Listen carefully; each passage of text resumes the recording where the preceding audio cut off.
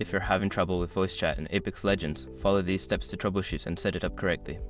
This guide will help you ensure that your voice chat is functioning properly. Step 1. Check in-game settings. Navigate to the settings menu in Apex Legends. Look for the audio section and ensure that the voice chat option is enabled. Adjust the voice chat volume to a suitable level. Step 2. Verify platform settings.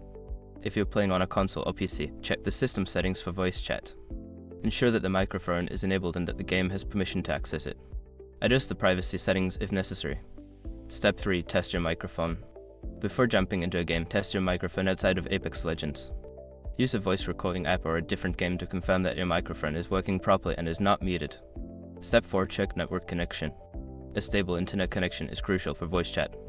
Ensure that your network is functioning well. If you're experiencing lag or disconnections, consider resetting your router or switching to a wired connection. Step 5. Restart the game. Sometimes, simply restarting Apex Legends can resolve voice chat issues. Close the game completely and relaunch it to see if the voice chat starts working again. By following these steps, you should be able to resolve any voice chat issues in Apex Legends. If problems persist, consider checking online forums or the game's support page for further assistance.